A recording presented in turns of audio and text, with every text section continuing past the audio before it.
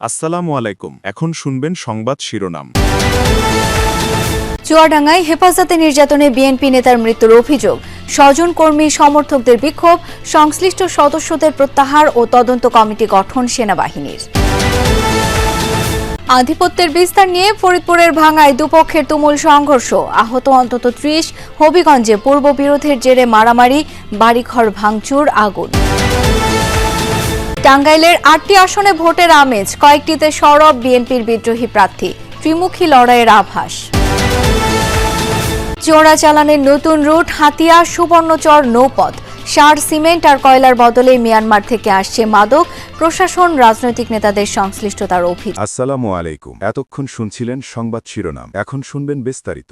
যৌথ বাহিনীর অভিযানে বিএনপি নেতা শামসুজ্জামান ডাবলুর মৃত্যুর ঘটনায় উত্তাল চুয়াডাঙ্গার জীবননগর এলাকা। মৃত্যুর খবর ছড়িয়ে পড়লে রাত থেকে ক্ষোভ ছড়ায় নেতাকর্মী ও স্বজনদের মাঝে। দুপুর পর্যন্ত চুয়াডাঙ্গা কালীগঞ্জ মহাসড়কে বিক্ষোভ করেন তারা। ময়নাতদন্তের জন্য মরদেহ স্থানান্তরের সময় বাধার মুখেও পড়তে হয় আইন শৃঙ্খলা বাহিনীকে। এটিকে অনাকাঙ্ক্ষিত ঘটনা উল্লেখ করে বিবৃতি দিয়েছে আইএসপিআর। জানানো হয়েছে, চুয়াডাঙ্গা আর্মি ক্যাম্পের কমান্ডার সহ অভিযানে অংশ নেওয়া সকল সদস্যকে সেনানিবাসে প্রত্যাহার করা হয়েছে। গঠন করা হয়েছে উচ্চপদস্থ তদন্ত কমিটি। যৌথ বাহিনীর অভিযানে আটক চুয়াডাঙ্গার জীবননগর পৌর বিএনপির সাধারণ সম্পাদক শামসুজ্জামান ডাবলুর মৃত্যুর খবরে ক্ষোভ ছড়ায় স্বজন ও নেতাকর্মীদের মাঝে। উপজেলা স্বাস্থ্য কমপ্লেক্সের সামনে বিক্ষোভ করেন তারা। বিক্ষোভকারীরা জানায়, সোমবার রাত 11টার দিকে ডাবলুকে নিজ ফার্মেসি থেকে আটক করে যৌথ বাহিনী। দোকানের পেছনেই ডাবলুর কার্যালয়, সেখানে নিয়েই তাকে জিজ্ঞাসাবাদ করা হয়। স্বজন ও নেতাকর্মীদের অভিযোগ, হেফাজতে থাকা অবস্থায় নির্যাতনের কারণে মারা গেছেন ডাবলু। মুখি পেন দিয়ে কিনে চর থাপা প্রথমে মারে, তারপরে সবার কাছ থেকে আমাদের কাছ থেকে ফোন টোন কেটে নেয়। এই জায়গার থেকে কেটে নেওয়ার পরে ওই ঘরে মই ঢুইকে মই আরাম করে হাত পেনতে মুখ পেনতে বেতাল 1.5 ঘন্টা ধরে মারার পরে মরে গেছে। গুংরানোর আসতে সারা মারার মেরেন না, আমি মারা যাব এমন শব্দ আমি এখানে যারা ছিল দোকানদার তারা সবাই পাইছে, যেটা সত্য কথা। কোন লোক ওখানে যে নিরাপত্তা পায়নি যে একটা ভালোভাবে কথা বলবে, বাবা কি হয়েছে, কি ঘটনা, এই ধরনের ঘটনা জানতে চলেও তাকে পিটিয়ে ওখান থেকে তাড়ানো হয়েছে। এই ঘটনার প্রতিবাদে গভীর রাত থেকে মঙ্গলবার দুপুর পর্যন্ত চলে বিক্ষোভ। পরিস্থিতি সামাল দিতে গিয়ে তোপের মুখে কর্মকর্তারা। এক পর্যায়ে জেলা প্রশাসক, পুলিশ সুপার, সেনা কর্মকর্তা ও বিএনপির সিনিয়র নেতাদের আশ্বাসে সড়ক থেকে সরে যান বিক্ষোভকারীরা। পরে মরদেহ নেওয়া হয় সদর হাসপাতালের মর্গে। আমরা কেউ আইন হাতে তুলে নেব না, আইনকে সম্মান করব। বিচার আমরা চাই, সেই বিচারের প্রতিশ্রুতি সরকার দেবে। সরকার পরিচালনার দায়িত্ব এই জেলায় প্রধান ডিসি সাহেব, এসপি সাহেব, ওনারা কথা বলবেন। তো রাত থেকে শুরু করে সকাল পর্যন্ত সরকারের সর্বোচ্চ মহলের সাথে জানানো হয়েছে এবং তারা বলেছে তদন্ত করে যদি জানা যায় যে এটা হত্যাকাণ্ড, আইনগত সর্বোচ্চ ব্যবস্থা নেওয়া হবে। এদিকে আইএসপিআর জানিয়েছে, একটি ফার্মেসি থেকে শামসুজ্জামান ওরফে ডাবলুকে আটক করা হয়। পরে তার দেয়া তথ্যে একটি পিস্তল ও গুলি উদ্ধার করে যৌথ বাহিনী। অভিযান শেষে হঠাৎ অসুস্থ হয়ে পড়লে আটককৃত ব্যক্তিকে দ্রুত উপজেলা স্বাস্থ্য কমপ্লেক্সে নেওয়া হয়। পরে চিকিৎসক তাকে মৃত ঘোষণা করেন। ঘটনাটিকে অনাকাঙ্ক্ষিত ও দুঃখজনক উল্লেখ করে আইএসপিআর আরও জানায়, এরই মধ্যে ক্যাম্প কমান্ডার ও অভিযানে অংশ নেওয়া সেনা সদস্যদের সেনানিবাসে প্রত্যাহার ও তদন্তের জন্য একটি উচ্চপদস্থ তদন্ত কমিটি গঠন করা হয়েছে। ফরিদপুরের ভাঙ্গায় আধিপত্য বিস্তার ও জমি নিয়ে বিরোধের জেরে দুপক্ষের মধ্যে সংঘর্ষ হয়েছে। এতে আহত হয়েছেন অন্তত ৩০ জন। ভোর থেকে ৪ ঘণ্টা ধরে চলে সংঘর্ষ। এ সময় আশপাশের এলাকাতেও আতঙ্ক ছড়ায়। পরে পুলিশ গিয়ে পরিস্থিতি নিয়ন্ত্রণে আনে। সংঘর্ষের পর এলাকার পরিস্থিতি থমথমে। ফরিদপুরের ভাঙ্গার তুজারপুর ইউনিয়নের সরইবাড়ি গ্রামে গত দুদিন ধরেই দুপক্ষের মধ্যে উত্তেজনা চলছিল। মঙ্গলবার দিনের আলো ফোটার আগেই দেশীয় অস্ত্র নিয়ে মুখোমুখি অবস্থান নেয় তারা।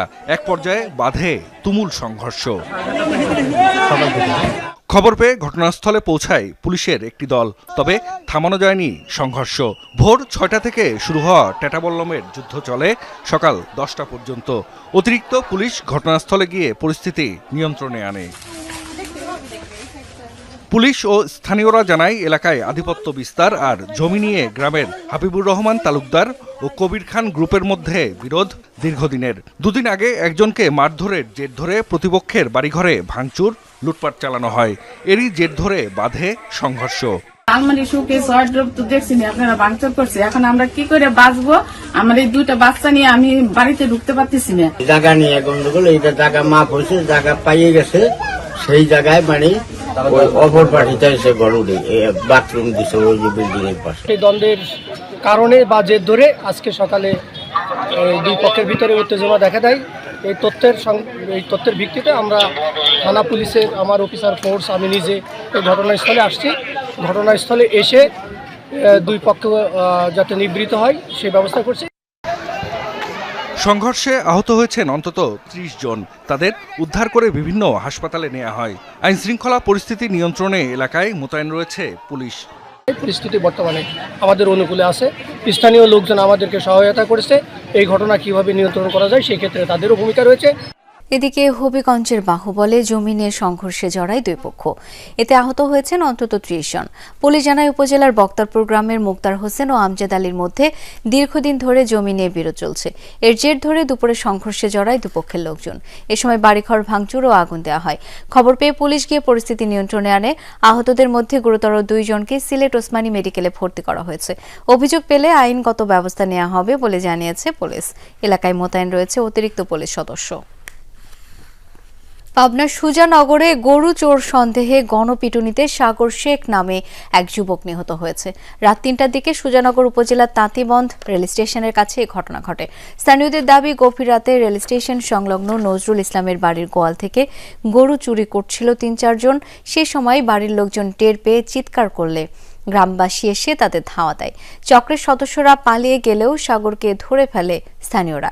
তাকে গণপিটুনি দেওয়া হলে ঘটনাস্থলেই মারা যায় সাগর। খবর পেয়ে পুলিশ গিয়ে মরদেহ উদ্ধার করে। নিহতের বাড়ি সুজানগর উপজেলারই হাসামপুর গ্রামে। শরীয়তপুরে শিশু হৃদয় খান নিবিড় হত্যা মামলার রায়ে 2 জনকে মৃত্যুদণ্ডাদেশ ও 1 জনকে 3টি ধারায় 21 বছরের কারাদণ্ড দিয়েছেন নারী ও শিশু নির্যাতন দমন ট্রাইব্যুনালের বিচারক। দুপুরে বিচারক শেখ হাফিজুর রহমান এই রায় দেন। আদালত থেকে হাজতখানায় নেওয়ার সময় পুলিশের কাছ থেকে আসামিদের ছিনিয়ে নেওয়ার চেষ্টা করে উত্তেজিত জনতা। এ সময় বিশৃঙ্খলা সৃষ্টি হয়। মামলায় বলা হয়, শিশু নিবিড় সদর উপজেলার ডোমসার ইউনিয়নের খিলগাঁও এলাকার মনির খানের ছেলে। 2023 সালের 31 জুলাই নিবিড়কে অপহরণ করে আসামিরা। মুক্তিপণ হিসেবে 10 লাখ টাকা চাওয়া হয়। পরে তাকে হত্যার পর মাটি চাপা দেয় দুর্বৃত্তরা। পুলিশ তথ্য প্রযুক্তির সহায়তায় জড়িত 4 জনকে আটক করে। তাদের দেয়া তথ্যের ভিত্তিতে ইট ভাটার পাশের একটি নির্জন স্থান থেকে শিশুটির মরদেহ উদ্ধার করে।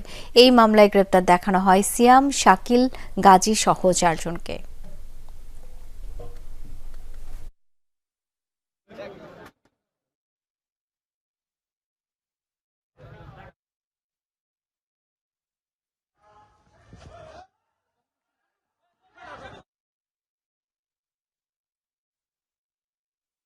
আসামি সিয়াম সর্দার এবং শাকিল গাজীকে বিভিন্ন ধারায় যাবজ্জীবন সাজা দেন এবং 302 ধারায় প্রমাণিত হওয়ায় আসামিদের মৃত্যুদণ্ড আদেশ দেন। এবং আসামি তুহিন গাজী, তিনি শিশু হওয়ার কারণে তাকে 21 বছর আটক আদেশের নির্দেশ দেন।